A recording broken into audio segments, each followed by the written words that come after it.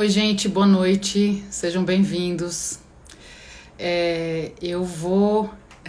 Já vi que a professora Lucilena está aqui com a gente. Eu queria pedir para vocês que mandassem as perguntas, se vocês têm elas agora, porque eu vou precisar desativar os comentários, tá? Então, quem tiver perguntas, mandem agora e a gente vai começar. Raíssa, Lude, sejam bem-vindos. Paulo, Pipe, Cíntia, sejam muito bem-vindos.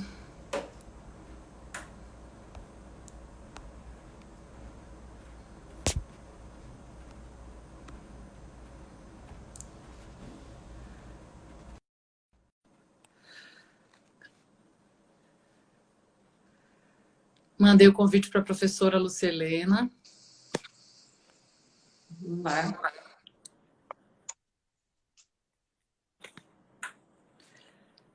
Professora, Olá, boa noite, Maiana. Como vai você você? está me ouvindo? Eu não estou te vendo. Você está me vendo? Eu te vejo bem.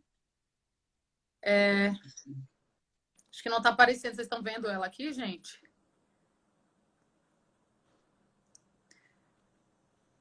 Oi, Ipe. Eu vou pedir então para você entrar de novo. Pode ser, professora?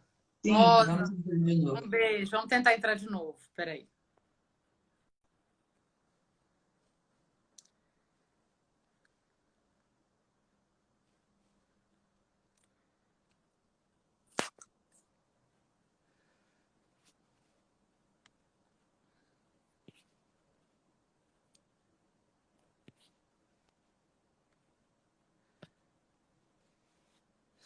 Convidei ela novamente.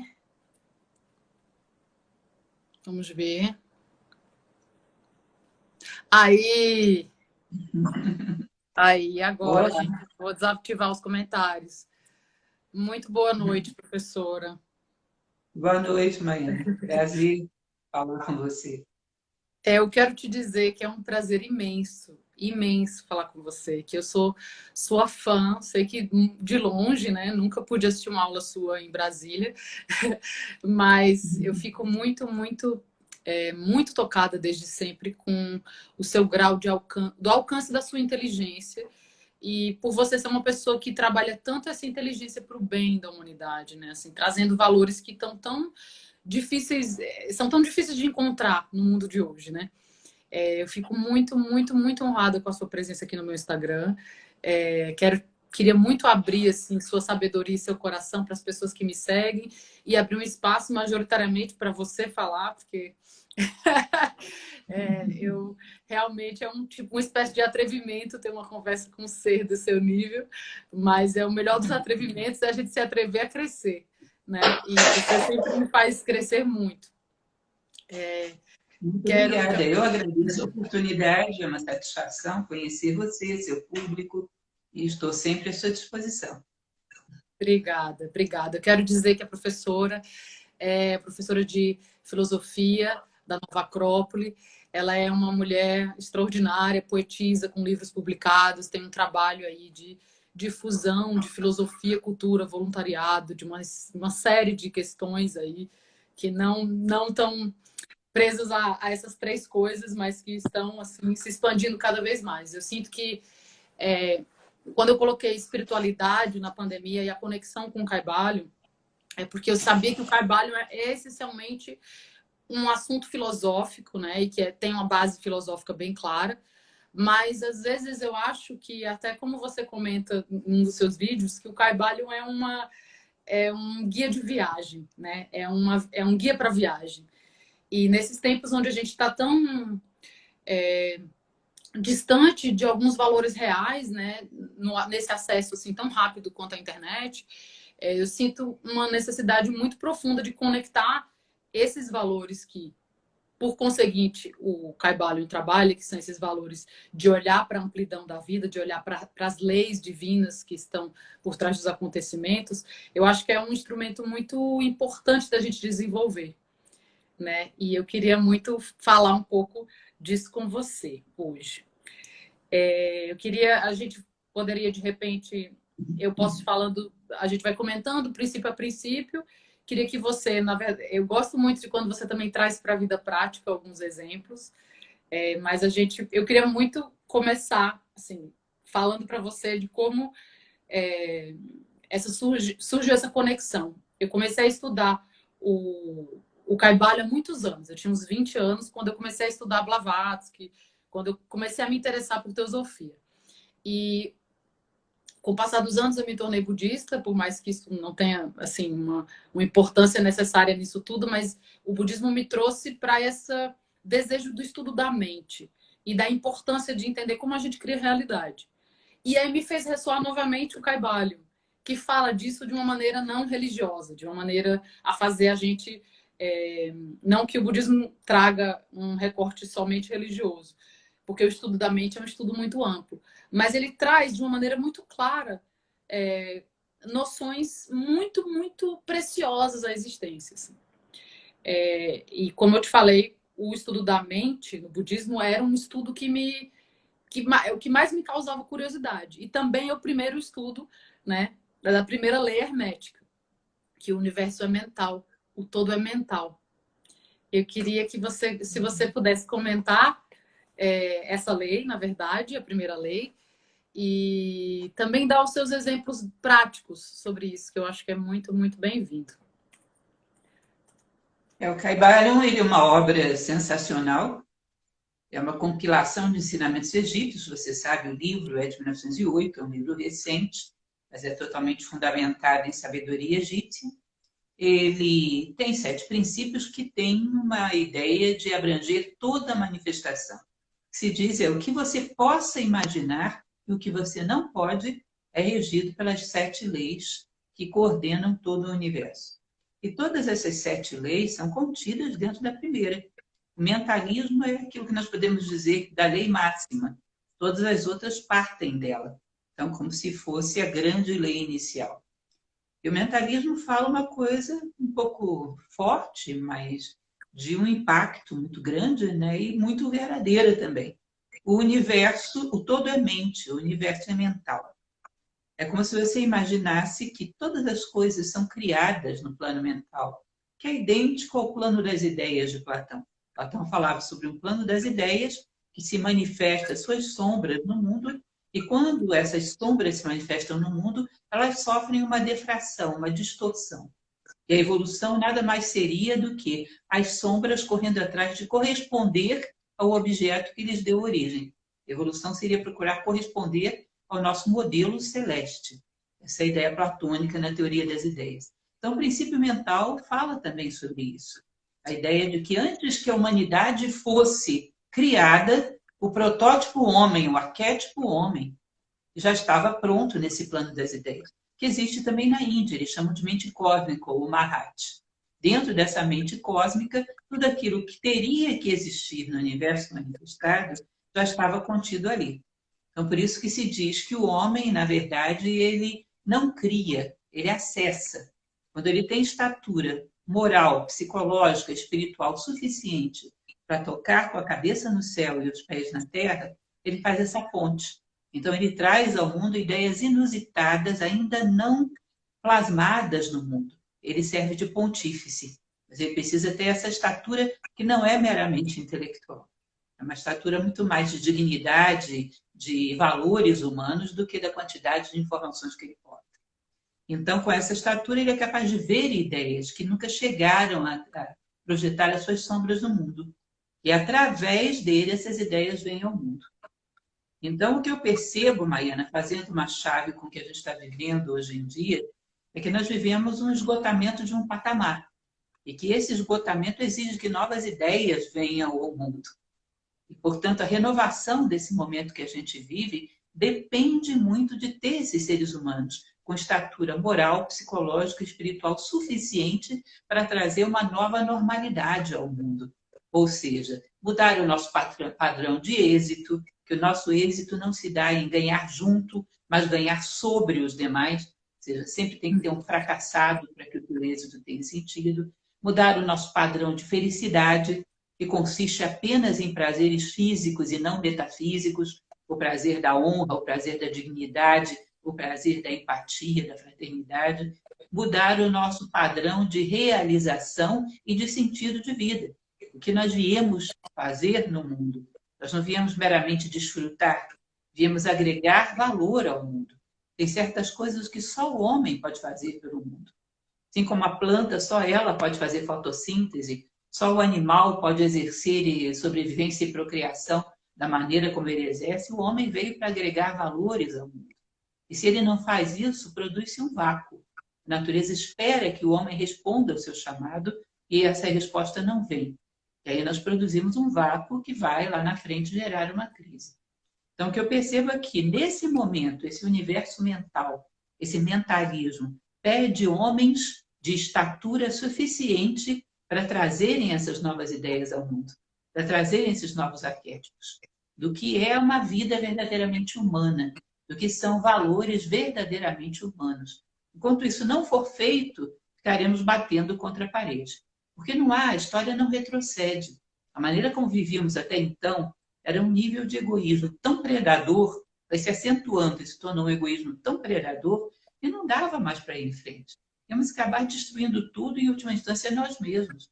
É um momento de renovação da consciência humana, no sentido de ganhar uma batalha, pelo menos, contra o egoísmo. Existe um filósofo que eu gosto muito, que é Sêneca, um filósofo estoico, que ele dizia que certifica-te de veres morrer os teus defeitos antes de ti. Eu acho isso super engraçado, imaginar que eu tenho que ver o enterro de pelo menos um defeito meu, antes do meu próprio. Então, está no momento da gente levar a sério esse nosso defeito de egoísmo exacerbado. Se você for perceber, é a raiz de tudo. De onde você acha que vem, por exemplo, o preconceito? O preconceito, entre outras coisas, vem de um preconceito básico, que é o personalístico. Eu fecho os olhos e penso, tudo que é meu é superior ao dos outros. Aí eu abro os olhos e vejo quais são as características da minha personalidade. E elejo essas características como superiores às outras.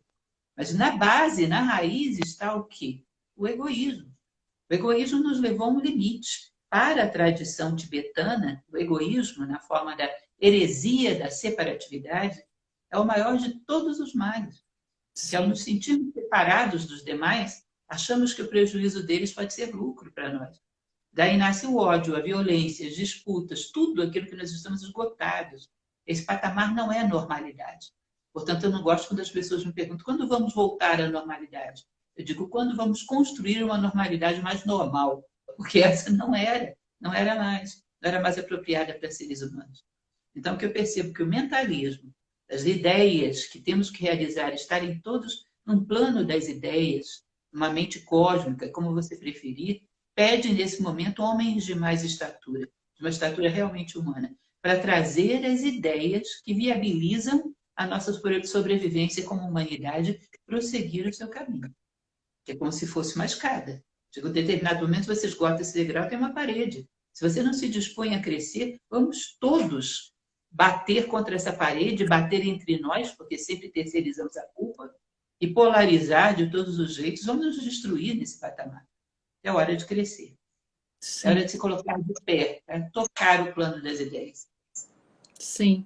Eu gosto muito disso que você fala, porque o budismo comenta muito isso, que a mente, essa mente de autocentramento, é a mente que mede o mundo a partir de si, e é esse exatamente o problema, que é isso que você está dizendo, né? Então, que a saída está em desenvolver mentes mais altas, e em trazer mentes de compaixão, e entender que a própria compaixão é uma inteligência cósmica, que a compaixão é uma inteligência do universo, e que isso é entrar no paradigma do planeta, né?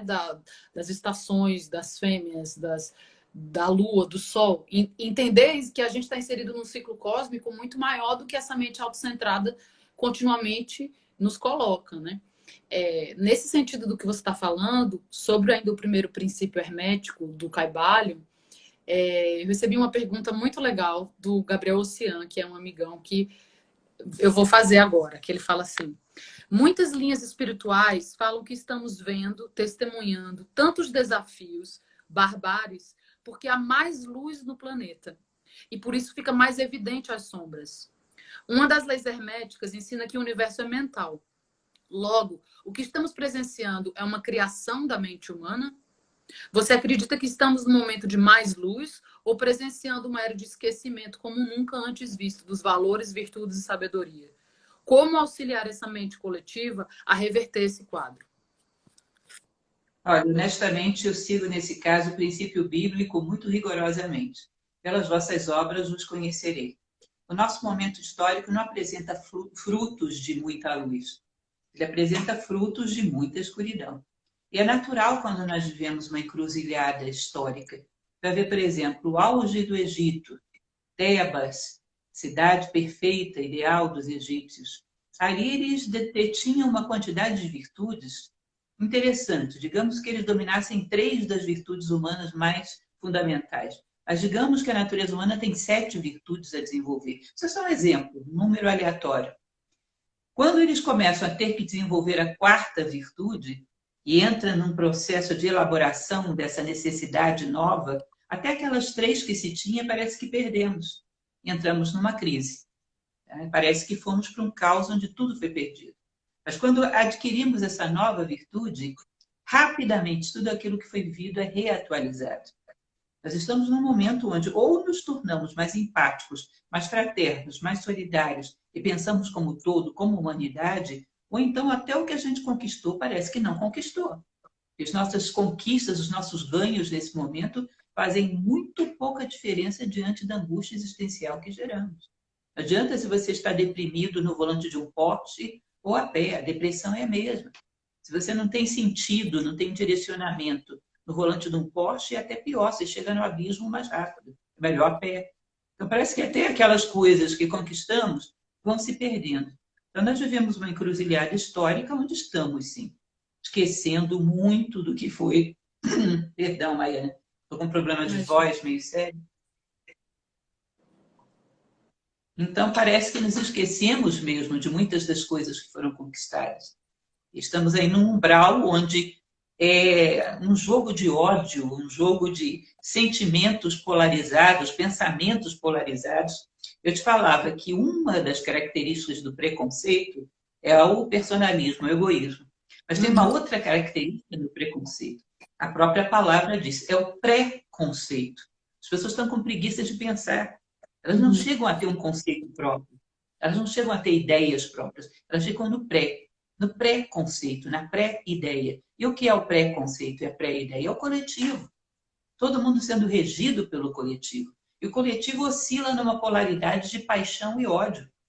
Estamos vivendo isso aí com muita intensidade. Hoje mesmo eu comentava com um amigo, olha, alguém que olhe para esse momento histórico, daqui a um século ou 2, vai dizer, estavam todos loucos, salvo raríssimas exceções, porque é de um irracionalismo as atitudes que são tomadas. As pessoas não estão pensando, elas estão agindo para atingir umas às outras. E não percebem que, em última instância, isso é suicida. Com uma célula que só pensa em si própria dentro de um corpo, é uma célula cancerígena, vai matar o corpo. Então, eu não acredito que estejamos numa época luminosa, não. Acredito que estejamos naquilo que os tibetanos chamam de bardo, né? Uma passagem entre 2 planos. O budismo tibetano fala disso. O bardo é uma passagem entre 2 planos, que é obscuro, é incerto, e as emoções, normalmente as mais superficiais e descontroladas, falam mais alto do que a lucidez. Eu conto nos dedos as vozes lúcidas que se elevam nos nossos dias. Acredito que você percebe isso tanto quanto eu. Enquanto os berros à nossa volta, a gente não precisa contar. São imensos, inumeráveis. Eu conto nos dedos aqueles que se elevam. Um dia desses, uma pessoa me perguntou, se você fosse chamar algumas pessoas, alguns grandes pensadores contemporâneos para entrevistar, qual seria a lista dessas pessoas? Olha, a lista foi tristemente curta.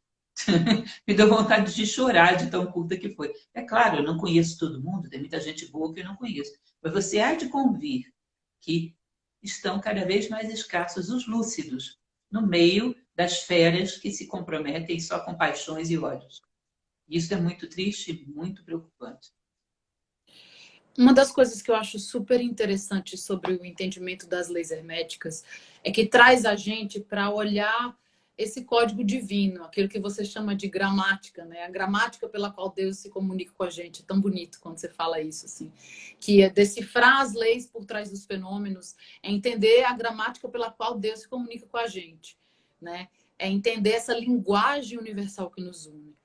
E dentro disso tudo, eu sinto que falta muito uma experiência de centro, né?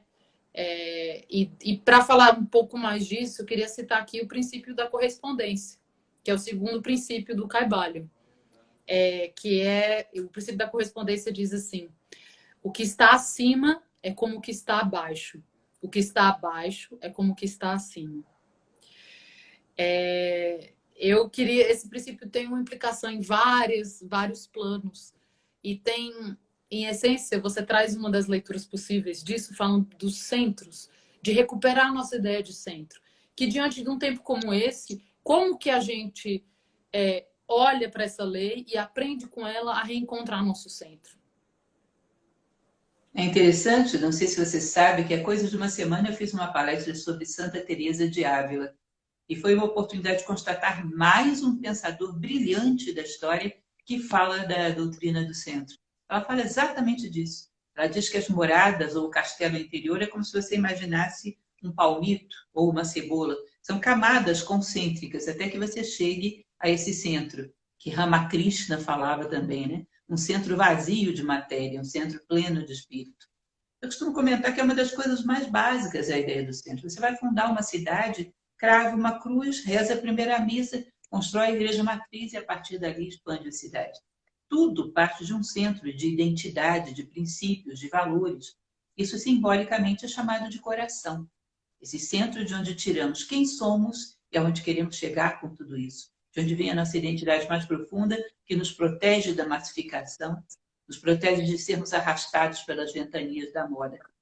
E esse centro, o coração, se você for olhar na natureza, está para todos os lados também, né? Num átomo, numa molécula, numa célula, no sistema solar, na galáxia, até mesmo o nosso aglomerado de galáxias tem um centro, virgem, ou seja, tudo se movimenta em torno de centros. A ideia da identidade, segundo Carl Jung, por exemplo, que é muito bonita, eu gosto muito desse autor, é exatamente a relação das coisas com o centro. Quando as coisas se tornam excêntricas, autônomas, você já não sabe mais quem é você. Se perde dentro de si mesmo. Então, o princípio da correspondência, ele vai falar de ideias como essa do centro, né? Que estão lá acima, mas também estão aqui embaixo. Regem da menor dos grãos de areia até maior dos superaglomerados de galáxias, os muros de galáxias.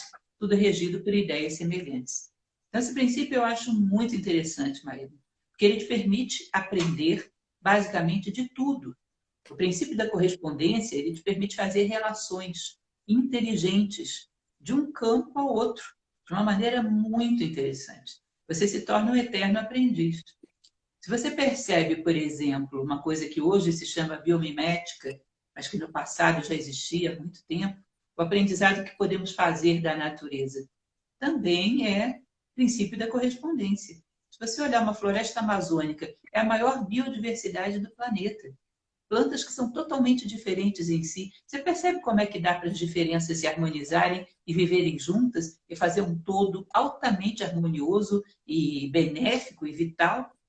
Você percebe como isso acontece no nosso corpo, onde os órgãos são todos diferenciados? Você percebe como isso acontece nas notas de uma música ou nas cores de uma pintura, de um quadro? Ou seja, as diferenças não opõem, elas compõem. Cada ser humano ser aquilo que é, encontrar o seu coração, encontrar a sua individualidade, permite que ele componha com todos os outros. Produza harmonia, produza beleza, produza vida. No momento onde a gente acha que todas as diferenças opõem, isso seria um mega aprendizado.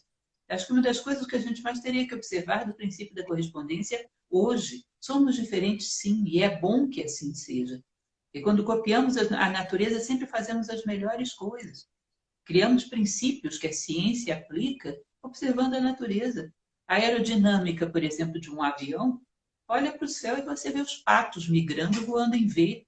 As melhores coisas que nós inventamos, inventamos olhando a natureza. Também podemos fazer isso como saída para um momento histórico conflitivo como esse. As diferenças não opõem, cada um sendo o que é, aporta para o todo, contanto que nenhuma das partes se considere dona da verdade. É um dos princípios da filosofia, né? Só sei que nada sei, dizia Sócrates. Cada um no seu lugar, ocupando o papel que lhe corresponde, a natureza compõe e gera beleza. Tá? Mas há que viver e deixar viver. E saber que as diferenças não produzem guerra, contanto que uma parte não queira prevalecer sobre as demais nem impor os seus modelos aos demais. Se você olhar aí pela sua janela e tiver dentro do seu campo de visão uma árvore, você percebe que não existe uma folha dessa árvore igual a outra. Vai lá e arranca duas para você ver. A igualdade não existe na natureza, nem é desejável. Isso era Aristóteles. Ele dizia, isso não é desejável, isso acabaria com a beleza, acabaria com a harmonia, empobreceria o universo. Imagine uma sinfonia de Beethoven que você pega e tira todas as notas e mantém uma só. Acabou com a sinfonia, acabou com a beleza, acabou com a harmonia. Portanto, procurar profundamente a sua identidade, porque da profundidade do conhecimento de si próprio vem a capacidade de se relacionar profundamente com todos os demais. Uma das razões do ódio é superficialidade. Quem conhece mal a si próprio conhece mal o outro. Portanto, uma das saídas para a harmonia é mergulhar em si próprio. Essa quarentena é um convite para isso. Eu tenho estimulado as pessoas a perceberem isso. Gente, essa quarentena é uma oportunidade para estar consigo mesmo. Você precisava desse encontro. Você devia estar angustiado, estressado e não sabia. Mas, no fundo, era saudade de si mesmo. Então, isso é uma aplicação da correspondência que eu acho muito válida. Não, e essa saudade de si mesmo, ela é um retorno à nossa natureza infinita, né? O budismo fala muito disso, descansar fora das narrativas que a gente cria para a gente mesmo, descansar dentro da nossa mente livre, que é o que a gente chama de centro, né? Mente e coração, essa mente eterna, onde é o nosso repouso, de onde para onde a gente vai voltar, né? E não ficar seguindo sempre cada pensamento, cada coisa que surge. Uma das coisas que eu gosto muito que você comenta dessa parte do livro é seguir os falsos centros e de como a gente tem sido levado e como que eu acho que muito dessa confusão do nosso tempo tem a ver com seguir esses falsos centros, né? Então, a recuperação desse centro original, dessa potência da nossa mente eterna, é o começo da lucidez. E esse caminhar só a gente pode fazer em direção à nossa base, né?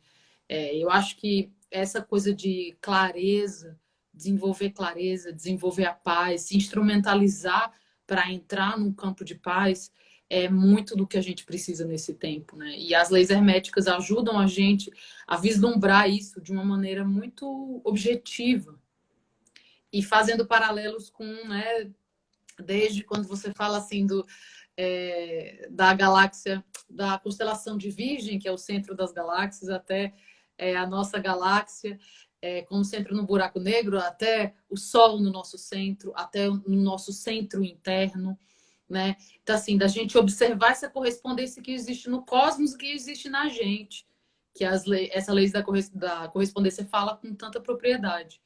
E acho que você traduz para um jeito muito particular de ver. Assim, você fala muito de como a gente exercitar o nosso olhar para observar as correspondências que vão fazer sentido para a gente começar a desenvolver esse centro a partir da nossa experiência viva, né? Eu acho isso muito, muito útil, né? Porque você pega um livro que aparentemente é de filosofia, e ele é tão, tão próximo da vida, né? Tão próximo da vida que a gente precisa ter. Ele é tão um guia de viagem, como você coloca, né? Observar essa correspondência e entrar no ciclo da natureza, né? Alinhar-se com ela. Isso. Uma das coisas que você falou uma vez era que eu falo assim, o hermetismo tinha duas propostas fundamentais: fazer com que as pessoas entendessem as leis do céu, olhando para as leis da terra. E se entendermos quais são as leis que regem os ciclos da natureza, a gente seria capaz de entender alguns dos pensamentos de Deus. Entenderíamos a ordem do universo ao entender o seu espelho, que é a sua manifestação. Acho lindo quando você fala isso.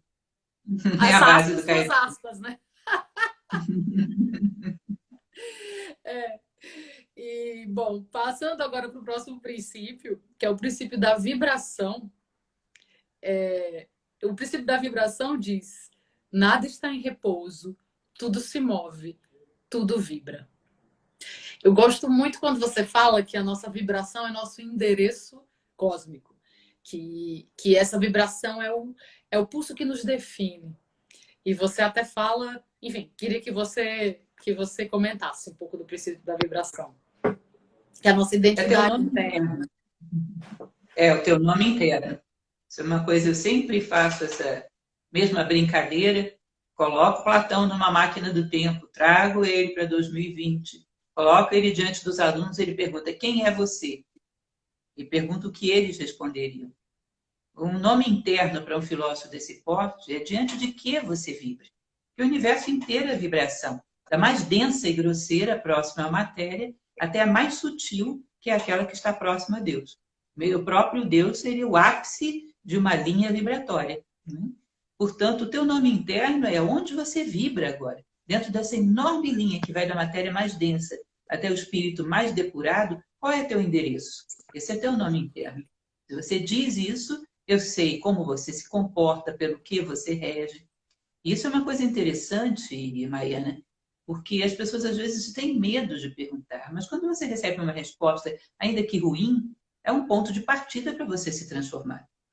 Então você percebe que hoje é muito raro que as pessoas vibrem diante de ideias do tipo dessas que a gente está falando aqui. Raro, não digo, se tornando mais numeroso, mas não é a maioria.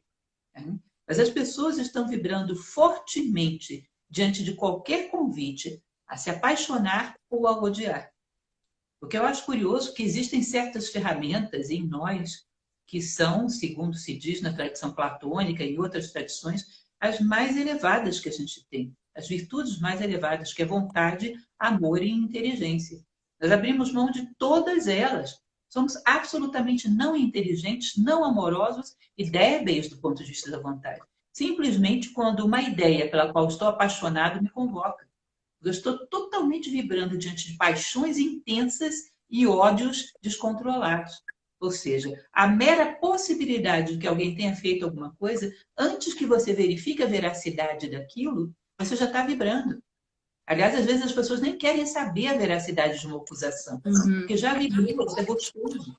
Elas estão com uma afinidade por vibrações grosseiras de paixão e ódio, que ainda que te mostrem claramente, isso foi uma mentira. Não, isso não é assim, isso é fake, eu acredito naquilo. Ou seja, abriram mão dos atributos mais humanos que têm, porque a vibração delas se tornou uma prisão. Como é bonito quando você é capaz de contar um momento de justiça para alguém, absolutamente desapegado de qualquer tendência ou polaridade atual. Um ato de justiça de uma pessoa qualquer, um ato de bondade, um ato de determinação, de vontade, de superação de obstáculos, e essa pessoa é capaz de vibrar diante disso. Mas vibrar tão fortemente que isso passa a ser uma referência de vida para ela. Nós estamos precisando acelerar as nossas vibrações. Eu fico muito, não é para jogar pétalas de flores em você, mas eu fico muito feliz e animada quando vejo uma pessoa que é uma referência, um fator de influência dentro da sociedade, como você, gostar de ideias como essa. Eu acho maravilhoso, honestamente. Fico até comovida, acho maravilhoso. Você é uma multiplicadora. E a gente tem cada vez mais multiplicadoras, para que as pessoas pensem, olha o que esse pessoal diz. São ideias diferentes, são humanas. Olha o estado de espírito que geram em mim. Você sabe que essas vibrações que nós colocamos de afinidades psíquicas, mentais e emocionais geram efeitos até no nosso corpo físico. Com o nível certeza. de vibração que a sociedade tem hoje, até a imunidade do corpo baixa. Porque geralmente tem um violento que abre prestas. Então é preciso que as pessoas voltem a gostar de ideias, gostem de valores, digam que, nossa, que coisa maravilhosa, sejam capazes de apreciar valores humanos sem tintura de polaridades, olhem e digam, isso é humano e é isso que eu quero para mim. Isso significa apertar um pouco mais, pisar um pouco mais no acelerador lá da motocicleta, lembra? Subiu. Subiu, foi além desse limite audível e grosseiro que só faz ruído. Começou a falar, começou a tocar o ritmo da alma. A gente está precisando subir esse nível de vibração. E quando nós temos pessoas como você, como referência na sociedade, que os jovens se espelham, eu sei que também tem pessoas se espelhando em mim, mas dentro do meio artístico, é uma abrangência enorme que você tem. Fica firme. Fica firme com as suas ideias, que ajuda muito, ajuda muito. Nós precisamos ser muitos. Um dia desses eu falava com, inclusive, conterrâneo seu, o Rossando. Ah, sim, que maravilhoso, maravilhoso. Campina Grande, seu da minha cidade, eu também sou de lá. Sim, Eu sim. falava com ele, Sandro, vamos fazer aí uma empresa ilimitada de pessoas trabalhando pelo bem da humanidade. Né? Sim, Companhia ilimitada. Vamos todos sim. ser cúmplices, trocar figurinhas entre nós, porque isso agora é uma questão de sobrevivência. É uma questão de Total, sobrevivência. total, professora. Eu senti no meu coração. Eu, assim, fico muito honrada, mas na verdade, obviamente, diante de você, eu nem tenho palavras. Fico muito honrada com o nível frequencial que você joga no mundo, com a sua sabedoria, com a sua inteligência, como você vai contaminando a gente com esse amor pela sabedoria, por esse amor pela filosofia. Eu sou totalmente fui contagiada por você já há muito tempo. Queria que essa mensagem se espalhasse. Mas quando veio essa pandemia, eu que te confesso, nunca fiz lives e nunca sempre trabalhei na ficção como atriz, assim, atrás de personagens. Fui sentindo essa necessidade da gente ter essas conversas que curam, sabe? Conversas que ampliam o olhar, porque não basta assim só a gente dizer como, né? Precisamos aumentar a frequência, sim, como a gente pode fazer isso? E eu acho que num tempo como esse, quando a gente conversa, a gente elabora um nível de cura para a gente e para os outros. A gente acolhe, aqui tem 823 pessoas nesse momento, mas que a gente possa espalhar essas conversas como as suas palestras da Nova Acrópole. Eu sou completamente apaixonada pelo podcast, pelas palestras, já estudei o Profeta inteiro, já estudei o Kaivalho, eu sou muito entusiasta da iniciativa que você faz de aumentar a frequência da vida, espalhando essas sabedorias, né? Que estão muitas vezes adormecidas. E eu te confesso que eu sinto que quando a gente vai se aproximando desse centro, a gente vai sentindo uma leveza, a gente vai se sentindo mais amplo, a gente ama mais as coisas, a gente é capaz de ver mais o outro, né? Sem esse filtro do eu, do autocentramento. Então, faz bem para todo mundo, nos amplia, né? Eu sinto muito isso, assim, por isso que eu queria tanto trazer essas conversas para cá, mas para que elas habitassem em todos os lugares, e, em essência, os nossos corações, esse desejo de aumentar essa frequência, essa vibração, né, do que a gente pode. Até lembro do professor Hélio Couto falando que a frequência do coração é 20 mil vezes maior do que a frequência do pensamento. Então, se a gente retorna para o nosso coração, a gente está num espectro muito mais capaz de acolher as pessoas, né? Não só a filosofia como livro, como, né, uma sabedoria que parece. Estudei filosofia, eu amo muito filosofia, e para mim tem muito disso de decodificar o olhar, e você fala muito disso, né? Da filosofia como um jeito de uma lente de ver a gramática da vida, um jeito de se potencializar nessa leitura dos fatos que nos acontecem. Não só ficar olhando para o fato específico, mas desenvolver esse olhar mais amplo para as leis maiores. O que a vida está querendo te dizer com acontecimentos assim, como esse, por exemplo, com a pandemia, né? O que a vida está querendo forçar a gente, né? Está colocando a gente de uma maneira muito inteligente a olhar. Então, acho que a filosofia é um grande instrumento para esse momento. E você, então, sem palavras. Eu queria que você falasse Uma um pouco de conversa como você usa a interessante. filosofia para olhar para o mundo nesse momento. Só em relação ao que você falou da pandemia, um pequeno à parte. O que eu ouço das pessoas em geral é: eu sozinho não posso fazer nada. Eu sou muito pequeno, muito insignificante, não adianta eu pensar diferente. Já percebeu que o coronavírus não tem esse complexo de inferioridade? Ele é um insignificante de um vírus. Ele não sofre de complexo de inferioridade, ele acha que ele dá conta. E virou o mundo de cabeça para baixo. Um Sim. ser humano é capaz de fazer muito mais. E daqui a pouco vai por afinidade, descobrindo outros, e a gente tem uma rede. De tal maneira que se formam elos muito profundos. Aquela base cristã que se fala no casamento, que se fala na Bíblia, que aquilo que Deus uniu, o homem não separará. Isso é uma reflexão filosófica sobre essa frase. O que Deus uniu, e uniu em torno das coisas divinas, valores, virtudes e sabedoria. E isso as ninharias humanas não são capazes de separar. Eles que se unem por ideias elevadas, valores, nobreza, humanismo, são vínculos que aquilo que é a ninharia humana não é capaz sequer de compreender, às vezes, que dirá de romper. esse tipo de vínculo que eu tenho procurado criar com todos aqueles que estejam dispostos a colaborar. Vamos puxar o pessoal para cima, vamos apontar para cima. Às vezes as pessoas me dizem, você não se posiciona politicamente, está em cima do muro. Eu digo, não, estou acima do muro, louco é que esse muro seja derrubado, porque esse é um momento para pontes e não para muros. Esse é um momento para pontes. Eu te convido para construir pontes junto comigo. É o que eu tenho convidado a todos nas minhas lives. Quero muito, quero muito. Quero muito fundar o começo dessa ponte, que estamos caminhando por ela agora, que nela estejam muitos passeios. Queria que a gente fosse agora para o princípio da polaridade. Comentar um pouco do princípio da polaridade, que fala: tudo é dual, tudo possui dois polos, tudo possui seu par de opostos. O semelhante e o dessemelhante são a mesma coisa. Os opostos são em natureza idênticos, porém diferentes em grau. Os extremos se encontram. Todas as verdades são apenas meias verdades. Todos os paradoxos podem ser harmonizados. Gosto muito quando você chama isso da lei do termômetro. Você usa o termômetro, né? Exatamente o que eu ia falar. Eu uso sempre o termômetro, que é como torna as coisas mais fáceis.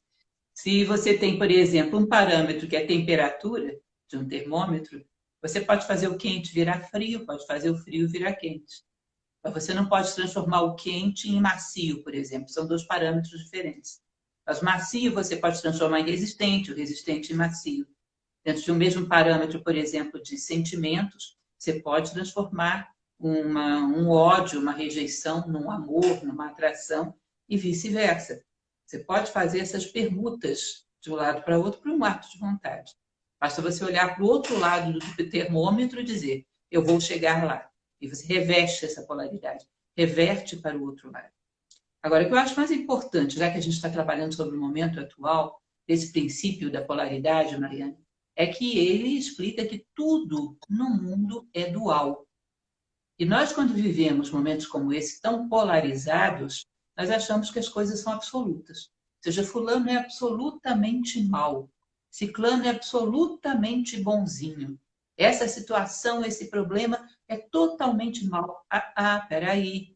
O que o Caibalion está dizendo é que esse mundo é dual, não é um mundo de absolutos. Esse mundo sempre, todas as coisas, como dizia Platão, são uma mistura de um e do outro. Se você está, por exemplo, diante dessa pandemia, tem uma frase que eu gosto muito, filosófica, que diz, era um herói que estava passando por uma adversidade muito grande, ele vira para o seu problema e diz, não minta para mim, você não é absolutamente mal, não existem absolutos nesse mundo. Mostra-me a tua face luminosa. Eu acho isso o máximo. Né? Qualquer coisa com que você lide, todos nós, não existe esse maniqueísmo de bonzinhos e mauzinhos. Né? Todos nós somos mistura de luz e sombra. Temos que ter cuidado porque nós estamos vivendo um foco mórbido, onde sempre procuramos olhar para o lado escuro das coisas. Ignoramos o lado luminoso. E onde a consciência se fixa, ela dá vida. Se a consciência se fixa no luminoso, ela amplia o luminoso. Se ela se fixa no obscuro, também. A consciência humana é incrível. Você já deve ter percebido aquelas pessoas que dizem que tem dedo verde, e quando você leva uma plantinha para a casa dele, rapidamente ela se recupera, fica toda bonitinha. Ou seja, a consciência humana, quando a pessoa gosta de planta e dá uma atenção especial àquela planta, ela sente, até as plantas sentem. Que dirá os seres humanos, né? Quando nós começamos a olhar para os seres sem esse... Porque o ódio exige polarização. Ele exige maniqueísmo. Para que ele seja forte, ele precisa que você considere que aquele ser que está na tua frente é um monstro. E não é. Todos os seres são uma mistura de um e do outro. E você sempre pode fazer o trabalho de aliar-se ao luminoso no outro. Quando você se alia ao luminoso, você ajuda uma disputa interna. Todos nós estamos vivendo uma disputa interna, onde a luz, a nossa luz, está lutando contra as nossas trevas. Se você vem e se alia à minha luz, você me ajuda a vencer. Você me ajuda a perceber e essa batalha e a vencê-la. Ou seja, alie-se à luz do ser que está diante de você. Às vezes acontece uma coisa engraçada, uma experiência que eu já fiz numerosas vezes. Uma pessoa que você conhece muito, e ela tem sempre um comportamento amável, gentil. Um dia você encontra e ela está mal. Tá, às vezes nervosa, irritada, agressiva. Você olha para ela e pensa como se tivesse dentro dela uma criança chateando, dando birra, e ela ali tentando resistir. Você ignora a criança dando birra e se relaciona com a pessoa que você conhece. Ignora aquele momento como se fosse outra pessoa e se relaciona com a pessoa que você conhece. É uma coisa tão interessante, Maiana. Você vai conversando e a pessoa, de repente, ela parece que sai daquilo como se fosse um delírio. Ela vence aquela disputa e se mostra para você como você está puxando. Você percebe? Sim, Como você está puxando. sim. Como seu olhar, você pode dar nascimento alto ao outro. Você pode convocar o melhor do outro, né? E isso, quando a Ajudar a gente... aliar-se ao melhor do outro para que ele É, vença o seu pior. Imagine você um exemplo bobo. Eu estudei alemão lá no meu ensino médio e nunca pratiquei, portanto não lembro nada. Vai que eu encontro um turista alemão perdido para o meio da rua e ele precisa de informações e só fala alemão. Eu sou obrigada a trazer à tona aquele pouquinho de alemão que eu tenho, né? Senão eu não o ajudo. Assim é em relação à vida. Se você é uma pessoa boa e só fala a língua da bondade, alguém para se relacionar com você vai ter que puxar à tona aquele pouquinho de bondade que tem lá dentro, que estava escondido, que talvez não fosse praticado há muito tempo. Você obriga essa pessoa a trazer isso à tona, porque senão não estabelece relação com você. E isso uhum. pode ter sido uma das poucas oportunidades que essa pessoa teve de trazer isso à tona na vida. Você imagina um ser humano que por onde ele vai passando vai obrigando as pessoas a trazerem a sua bondade à tona. Isso deixa um rastro luminoso no mundo. Isso é um rastro de ser humano, um rastro de estrelas, é um rastro de ser humano. Então, o princípio da polaridade, nesse momento, ele tem essa grande utilidade. Olha, vira para os problemas e diz: você está mentindo para mim. Você não é absoluto, você é dual. Mostra-me a tua face luminosa. E você vai começar a olhar para essas faces luminosas e, de uma hora para outra, você vai revertendo o cenário da sua vida e da vida das pessoas com quem você se relaciona assim. Porque não é só você que viu o rosto luminoso dela. Talvez ela também esteja vendo pela uma das primeiras vezes na sua vida. Ou talvez a primeira. Ela está vendo e não vai ter sido essa experiência. Professora, como você vê, então? Porque eu sinto que a gente vive um momento onde isso é um ponto-chave, do tipo, a gente parece que está vendo as sombras, elas estão vindo à tona, todas elas, para a gente integrar a nossa sombra. E eu acho super bonito isso que você fala de apontar, de dar um nascimento alto, de apontar para uma luz. Mas eu acho que a gente, até para a gente, às vezes eu tenho a impressão de que para a gente saber sair dessa polarização, você tem que entender o que é o centro. Ou você tem que, pelo menos, ter alguma experiência de habitar, alguma experiência de equilíbrio, de paz. Mas quando a gente nasce sem desenvolver essa experiência com o nosso centro, com o nosso equilíbrio interno, que é o que eu sinto que muitas vezes acontece, essa polarização, essa ideia que o mundo traz, que o outro traz, que eu não penso, reproduzo, esse balanço, né, do pêndulo, ele fica cada vez maior. Por isso que eu fico sentindo que essa experiência até me lembrei o nome, o livro do Bert Hellinger, que é o criador do Constelação Familiar, que ele fala: no centro sentimos leveza. No centro a gente sente que pode olhar para essas polaridades. Mas como fazer alguém que está nessa polaridade voltar para o centro? Eu penso muito, meus diálogos têm sido sobre meditação nesse sentido, porque eu acho que a gente precisa se instrumentalizar para voltar, para retornar para esse centro. Mas que de alguma maneira ele é nossa face eterna, ele já é a nossa base.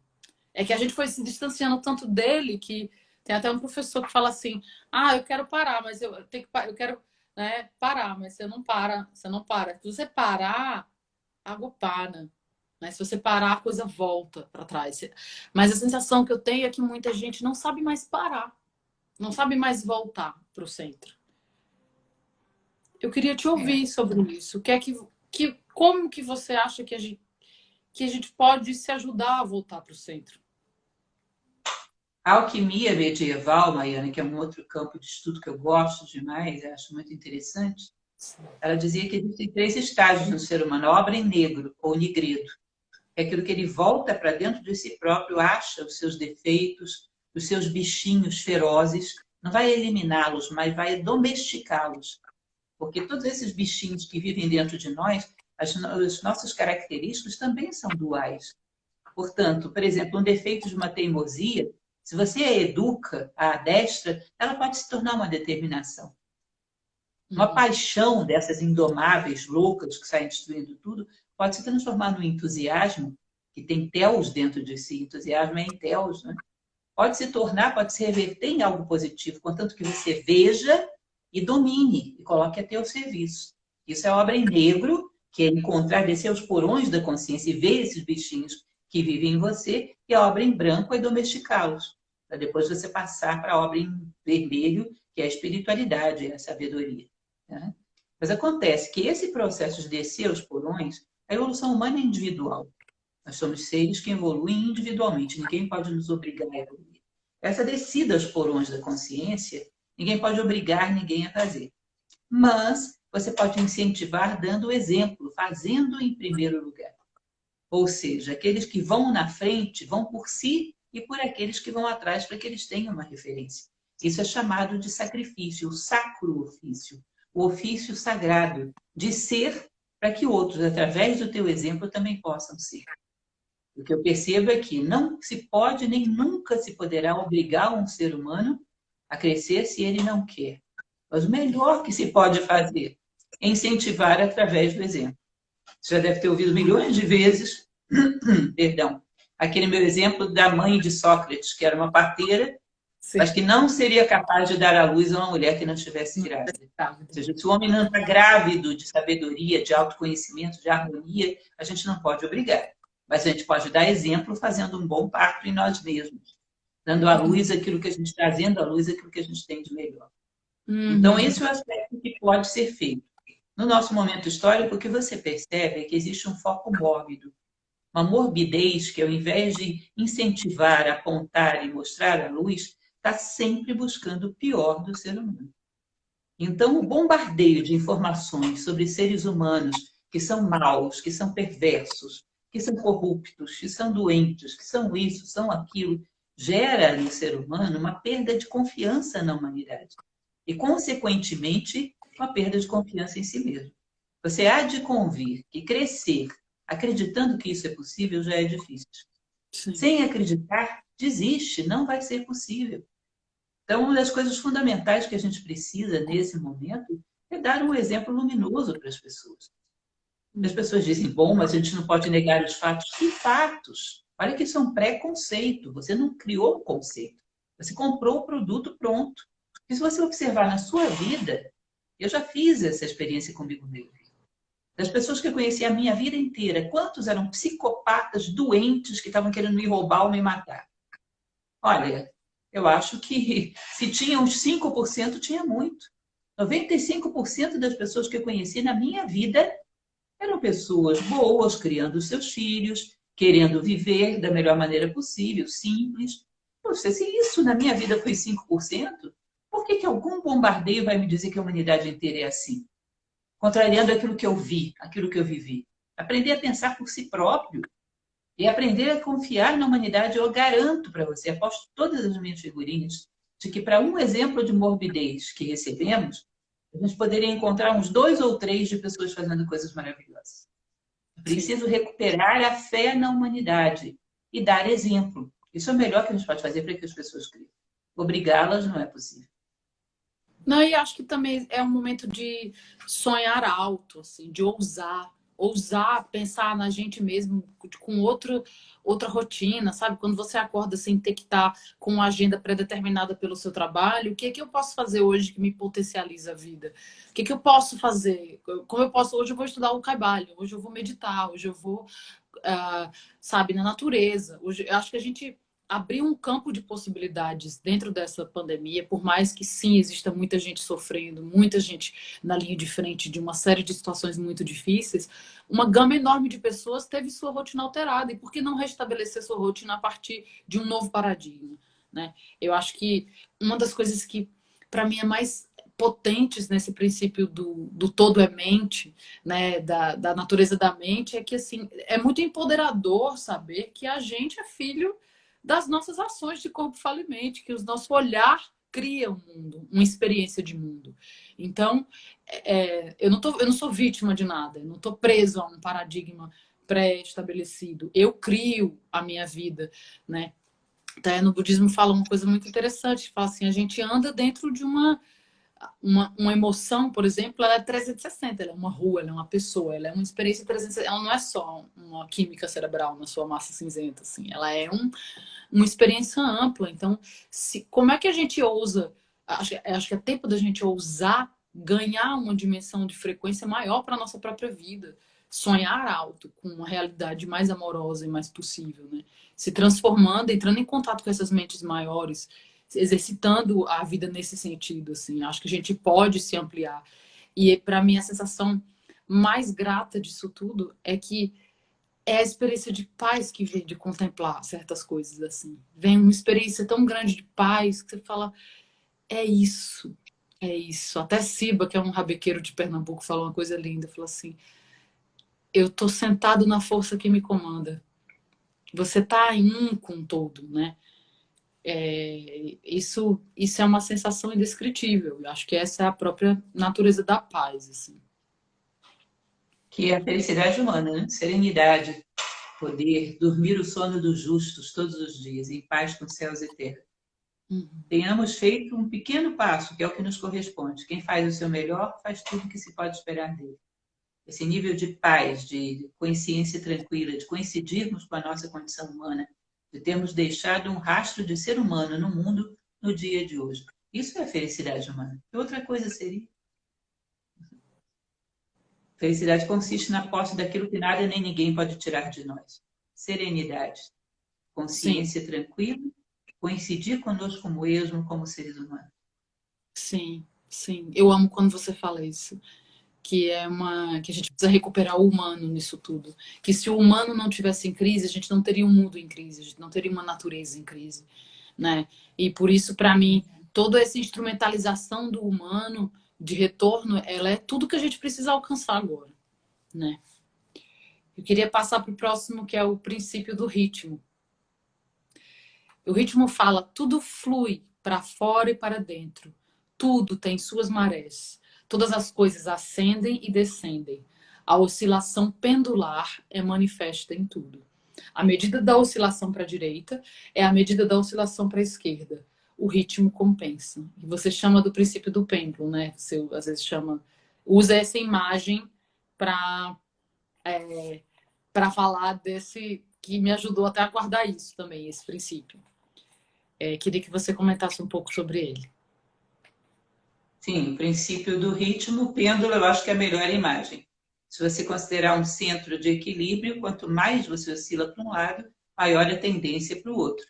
Como dizia lá a minha velha vozinha, dia de muito riso, véspera de muito siso, né? Ou seja, muita euforia, muita depressão, uma paixão muito descontrolada pode gerar depois um ódio, um problema de convivência muito descontrolado, ou seja, os excessos se compensam.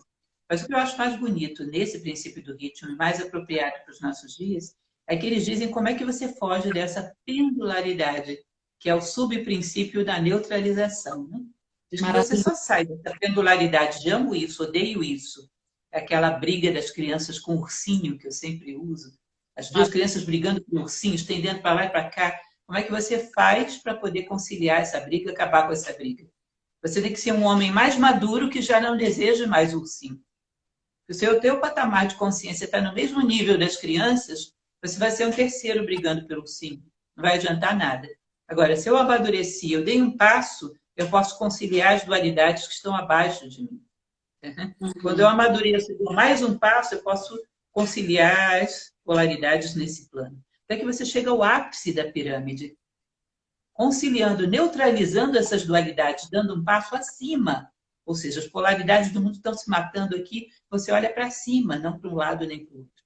Você dá um passo para cima, você se torna capaz de harmonizar essas polaridades nesse patamar. Mas vai surgir uma outra polaridade lá em cima. E aí você vai ter que ser convocado a crescer mais uma vez para superar essa polaridade. Até que você chegue àquele plano espiritual que não tem polaridades, que é o ápice da pirâmide, é o ponto, é a unidade. A volta de todos os seres para a casa do Pai. A volta para a unidade. A minha pergunta era exatamente essa, que era como superar a nossa pendularidade e ir cada vez mais em direção ao um. É isso, é exatamente isso. É a mesma explicação que Esse Siddhartha da Gautama neutralização, ele é dá, ou fundamental. seja, superar os desejos. Lembra da terceira nobre verdade?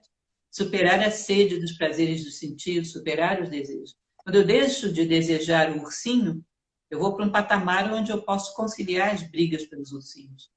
Quando eu deixo de desejar a projeção da minha imagem a qualquer preço, porque tem preços que não dá para pagar, eu posso superar essa guerra de egos.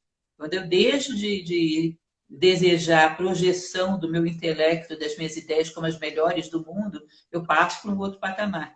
Helena Blavatsky costumava dizer que o egoísmo lá em cima ainda é pior do que aqui embaixo. O egoísmo espiritual é um dos piores. Na hora que a pessoa para e diz, eu sei mais do que todo mundo, acabou.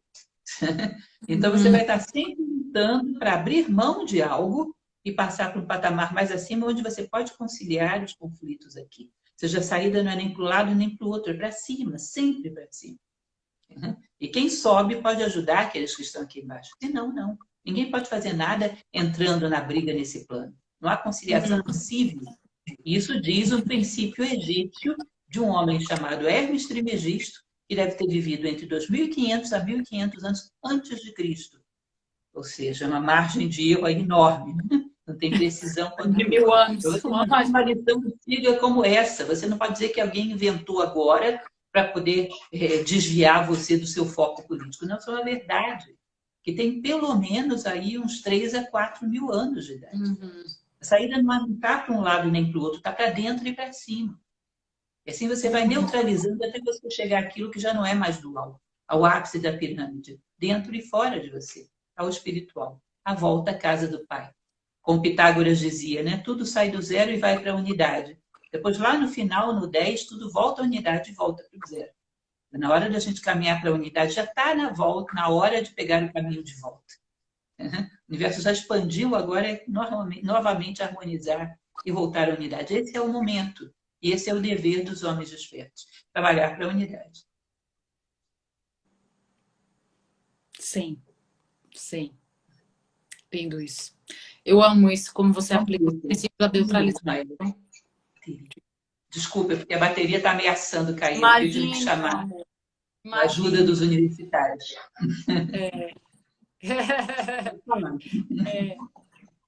Eu amo quando você usa esse princípio da neutralização, da neutralidade, para falar desse movimento pendular, assim, de como combater isso e ascender para um nível maior, e ascender a um nível maior, e ascendendo. Ajuda a gente muito, muito.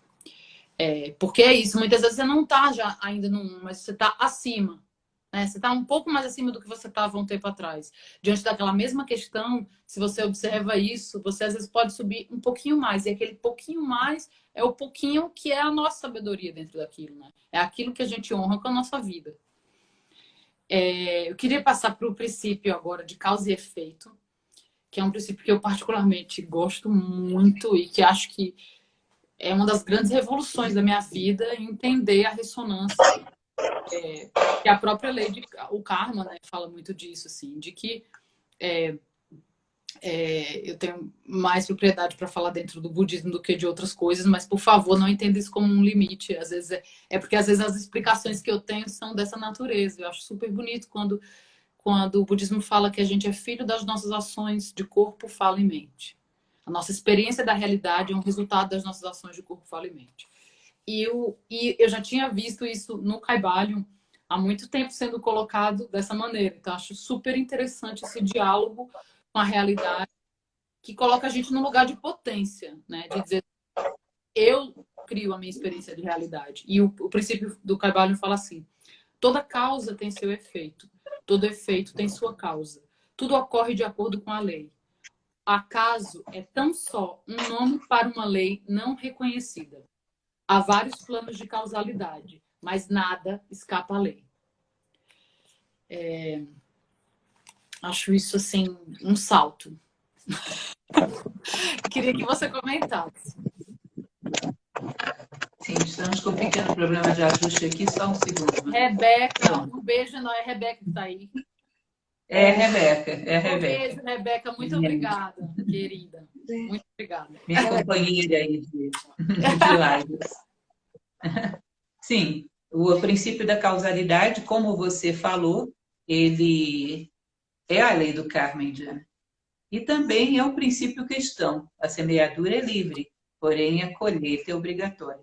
Na verdade, se nós formos ver os princípios mais fundamentais, eles são recorrentes. Você encontra em vários Tem lugares. várias Vai encontrar tradições. desde uma Até tradição tem um... budista. Isso. A Lud Fantini está me perguntando isso, sobre a relação disso. Estamos passando a lei de causa e efeito, o efeito da ganância, o efeito da falta de compaixão, e ela estava pedindo quais eram. Estou encantada estudando muito. As leis herméticas estão na base do cristianismo. E é o que você está falando. Desculpa te interromper, que é tão mais antigo, e eu estou, às vezes, dando um recorte limitado a partir do meu olhar, mas é muito mais amplo e está presente em muitas tradições espirituais, né? No cristianismo, no budismo, em muitas coisas. Desculpa.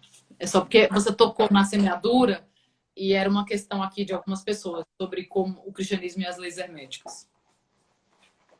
Sim, a questão da lei de causa e efeito, usando a frase cristã, semeadura é livre, a colheita é obrigatória, também é um processo muito atual e muito importante da gente entender agora, porque não adianta nós ficarmos brigando pela colheita que estamos fazendo.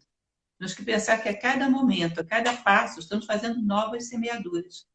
Helena Blavatsky, que é uma pensadora que eu gosto demais, estimo demais, ela costuma dizer que nem seres divinos são capazes de mudar as causas que já foram geradas.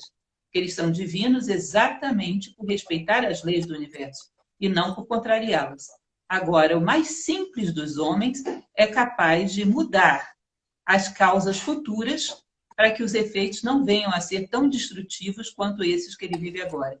Então, o mais simples dos seres é potente no terreno das causas. E nem o divino seria potente no terreno de mudar os efeitos. Uma vez que você plantou trigo, vai ser trigo. Né? E não adianta ficarmos chorando sobre o trigo colhido.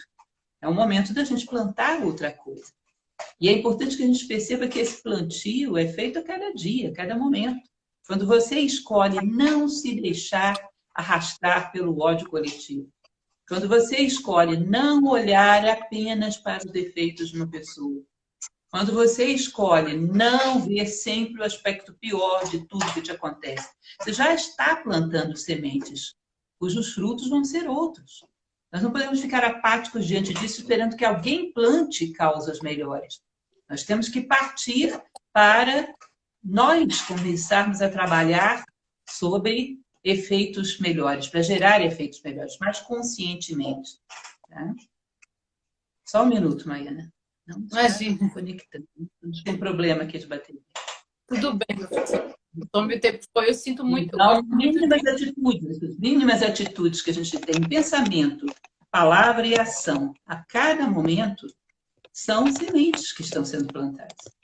E, portanto, o que a gente pode fazer para mudar é fazer semeaduras diferentes. E não ficar chorando sobre a colheita que já foi feita. Sim. Até essa nossa própria experiência de realidade já é um resultado das nossas ações, né? Então, você quer mudar a sua experiência de realidade, você tem que mudar a sua mente, né? Mude sua mente, mude seu mundo. Mude nesse campo onde tudo é possível, que a gente está falando que essa semeadura ela vai criar os futuros possíveis melhores, né? Muito interessante a lei do karma, da causa e efeito. Eu acho. Sempre me pauta. Estou tentando reduzir, você percebeu que eu estou pegando só um pequeno aspecto. Na verdade, eu convido as pessoas que queiram conhecer mais amplamente isso a entrarem lá no YouTube da Nova Acrópole. Mas eu acho que para a nossa conversa, não sei se é assim que você percebe, seria dar ferramentas para que as pessoas atuassem no agora. Sim. Eu acho que realmente está na hora de colocar todo mundo para semear coisas melhores, coisas mais humanas. Acho que essa é a aplicação mais prática agora. É verdade, é verdade. Agora eu queria passar para a última lei, que é a lei do gênero. Né? O gênero está em tudo, tudo tem seus princípios, masculino e feminino. O gênero se manifesta em todos os planos da criação. Queria que você falasse um pouco sobre o nosso último princípio hermético. O gênero ele é muito interessante, ele pode ser entendido da seguinte maneira. É como se você trabalhasse com uma ideia da dialética. Eu não sou dona da verdade. Você não é dona da verdade. Nós pensamos diferentes. Quando nós nos encontramos, pelo fato de não termos nenhuma pretensão a donos de nada, saímos as duas com uma síntese maior do que aquela que tínhamos anteriormente. Ou seja, essa flexibilidade de aprendizado faz com que o princípio do gênero funcione maravilhosamente bem. Ou seja, eu sou um fator de soma na sua vida, você é um fator de soma na minha vida. Eu penso totalmente diferente de você, você pensa totalmente diferente de mim. Mas como eu não sou dona da verdade, deixa eu te ouvir. Deixa eu ver o que você está trazendo que pode acrescentar para o meu mundo. Como você não é dona da verdade, me ouve, vê se não tem alguma coisa aí que possa agregar valor ao seu mundo. A gente sai com uma síntese que integra o melhor da sua visão e o melhor da minha. Saímos ambas um pouco mais alto, ou seja, fazemos uma neutralização conjunta, em equipe. Portanto, o princípio do gênero trabalha sempre com essa ideia, que a união do masculino e feminino, do yin, do yang, ou seja, de elementos aparentemente contraditórios, pode não ser um choque, pode ser uma síntese que te leve a um novo ser, como um filho desse casal. É um novo ser, um novo grau de consciência. Agora, quando eu me acho dona da verdade, você se acha dona da verdade, vira aquele disputa de touros que batem um contra o outro até tombarem ambos mortos. Isso não leva a nada novo, muito pelo contrário, destrói o que já havia. Então, o princípio do gênero trabalha muito com a dialética, aquilo que a gente chama em filosofia da dialética hegeliana, da tese, antítese e síntese. Eu quero aprender com você. Todo mundo que você tem é totalmente diferente de mim. Opa! Porque perceba, filosofia é amor à sabedoria. Filosóficos. Se eu amo a sabedoria, é porque eu estou buscando, eu ainda não tenho. E senão eu não seria uma filósofa, seria uma sábia. Eu não tenho. E se eu não tenho, essa sabedoria que eu estou buscando pode estar em você. Você pode trazer para mim essa peça que falta no meu quebra-cabeça nesse momento. Portanto, essa humildade de saber que não se sabe é fundamental para a gente ser fator de soma na vida um dos outros. A gente agrega, estamos aqui tese, antítese e síntese. Né? E uma outra coisa que é fantástica nesse princípio do gênero, que para mim é assim, o suprassumo, é o gênero mental, né?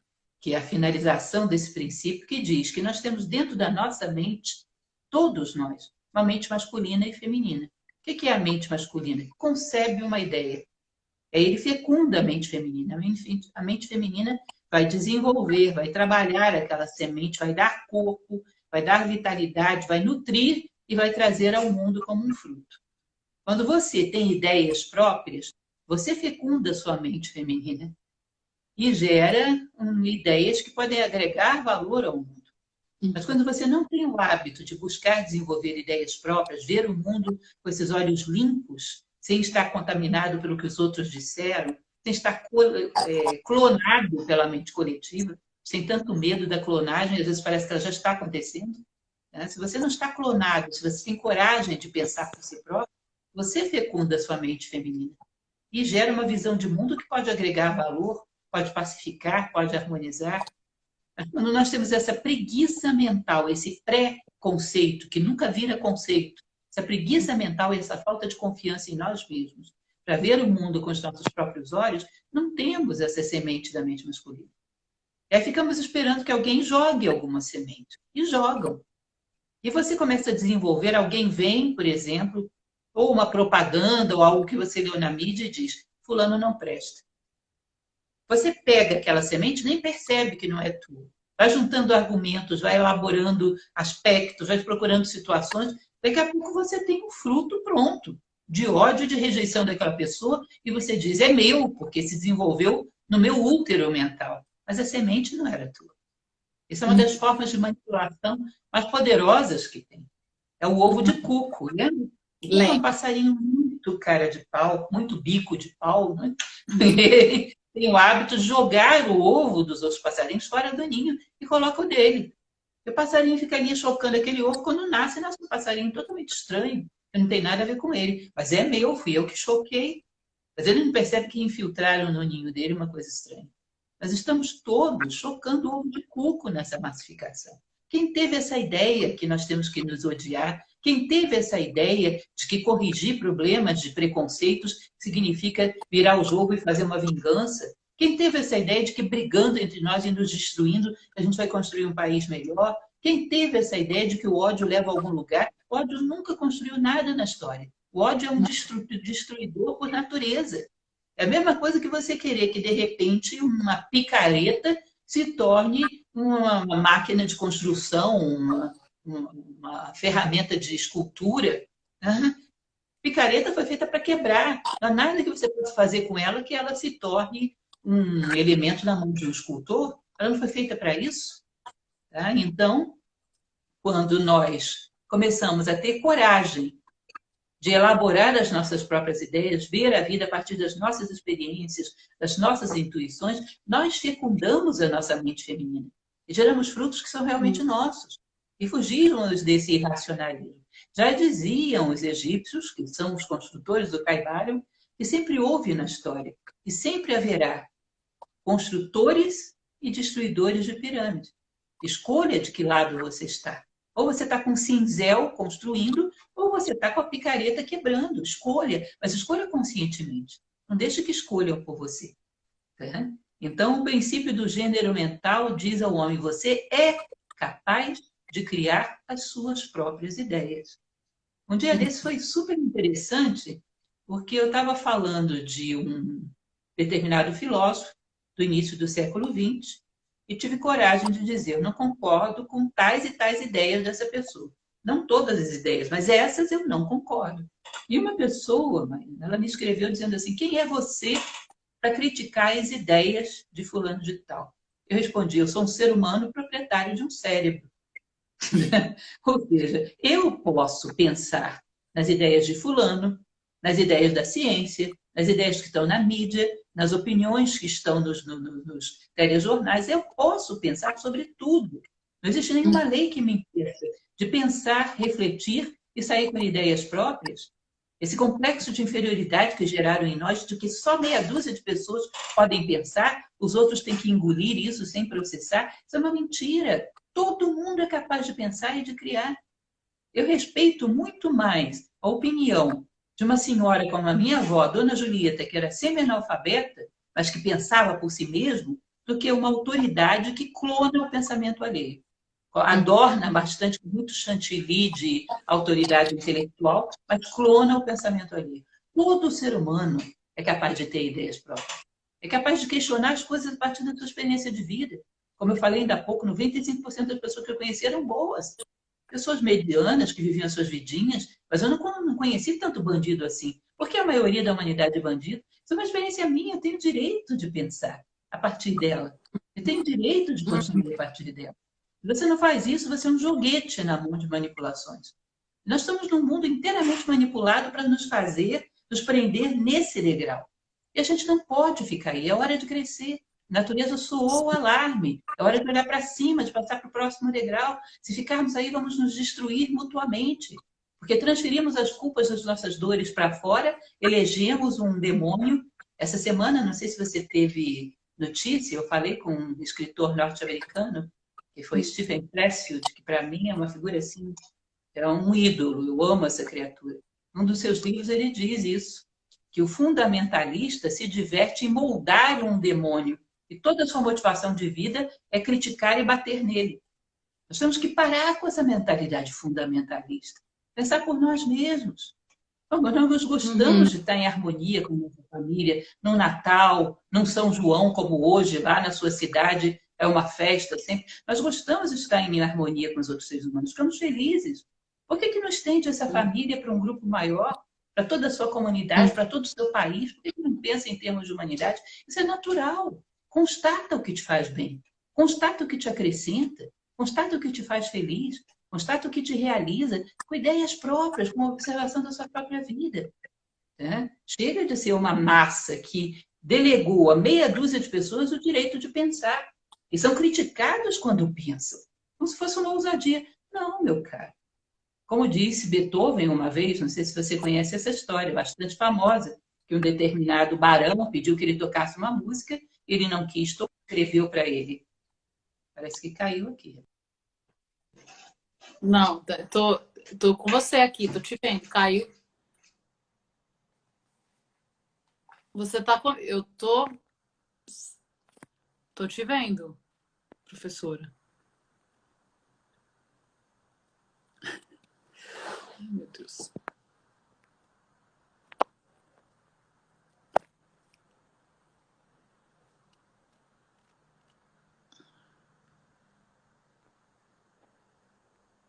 Gente, vocês estão vendo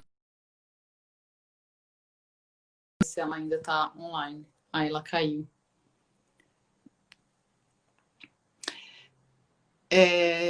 Eu vou esperar ela voltar. A gente ainda tem Bia Alonso, minha querida. Um beijo enorme para você. Muita saudade. Você me mandou o primeiro estudo dela, do Profeta, que eu não conhecia. Conhecia outros, mas esse não conhecia. Deixa eu chamar ela para terminar aqui.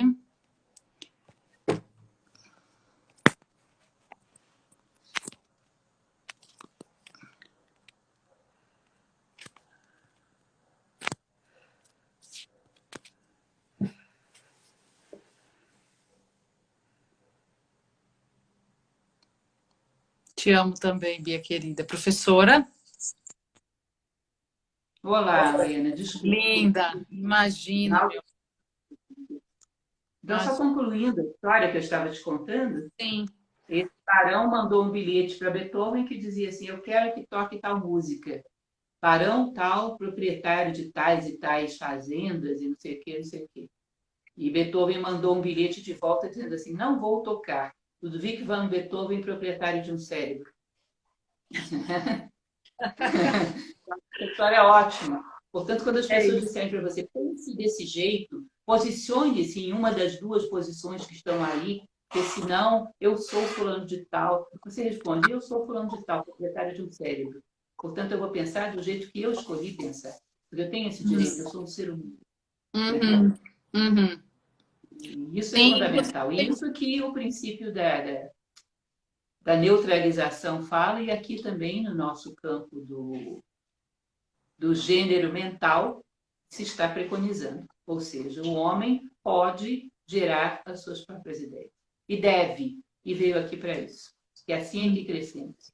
sim. Cada um de nós é um universo ímpar e irrepetível, dizia o imperador Marco Aurélio. Quando um homem morre, significa um universo ímpar e irrepetível com o qual eu deixei de travar contato. Nós temos que saber que existe uma sinfonia, que se nós não dissermos a nossa nota, algo vai ficar faltando. Você sabe, o Dhammapada budista tem lá, no Yamakasvara, mais do que 1000 palavras sem sentido, vale uma única palavra que traz consolo a quem a ouve. Nós temos que nos perguntar todos os dias: eu já falei essa palavra que traz consolo a quem a ouve, que agrega valor ao mundo, porque eu vim aqui para isso. Isso é a plenitude da condição humana. Eu não posso sair daqui sem dizer a minha palavra. Não posso tombar antes que a minha palavra seja dita. Sim. Sim, eu gosto muito quando você fala nesse princípio, você diz responder à nossa vida como nós mesmos e não como fatores periféricos ao nosso centro, né? As ideias só se tornam nossas quando elas são vivenciadas. Nosso tempo está acabando, vai fechar em 5 minutos. Eu quero citar uma frase do Caibalion para você, mestra querida, que fala, diz o Caibalion: em qualquer lugar que estejam os vestígios do mestre, os ouvidos daquele que estiver preparado para receber o seu ensinamento se abrirão completamente. Quando os ouvidos do discípulo estão preparados para ouvir, então vêm os lábios para os encher com sabedoria. Eu quero te agradecer profundamente pelo exercício da sua vida de serviço. Essa vida de serviço ao bem, a potência maior da vida. Como você exalta assim, a nossa existência com as coisas, as flores, com o perfume da sua inteligência, da sua alma tão luminosa, que me deu assim momentos e insights que eu não tenho como agradecer. A sua vida é um presente para todos nós e que você siga espalhando essa mensagem linda no mundo. E quero que você saiba que pode contar sempre com esse espaço é seu, com todo o amor do mundo. Quero chamar todas as 1008 pessoas que estão aqui com a gente, as outras que vão assistir depois, a conhecerem a Nova Acrópole no YouTube e nas sedes de cada cidade. Tem um trabalho incrível da professora falando de vários livros, inclusive para crianças, tem até um caibalho para crianças. Não te aguento, Lucilena. Não aguento você é maravilhosa demais. E te agradecer mesmo por essa oportunidade de ter um contato com esse néctar que é a sua existência. Muito obrigada, viu? Obrigada mesmo. Agradeço muito a você e a todas as pessoas que estiveram conosco. Peço desculpas mais uma vez pelos problemas técnicos. Convido a conhecerem o acropole.org.br e ver se não existe uma sede bem pertinho de você. Somos uma escola que ensina exatamente isso, filosofia para a formação em valores. E deixo para você o primeiro verso daquele poema que abre o Caibalho, como um desejo que seja como uma missão de vida para você. Ó, não deixeis que se apague a chama, nutrida através de séculos por sacerdotes puros de amor. Não deixeis que se apague a chama. É isso. Muito obrigada. Obrigada, meu amor. Muito obrigada, viu? Muito obrigada a todos que estão com a gente. Um beijo no seu coração. Você fique na paz, protegida nesse tempo. Muito obrigada por usar sua vida como Muito obrigada. mensagem. Obrigada. Até mais.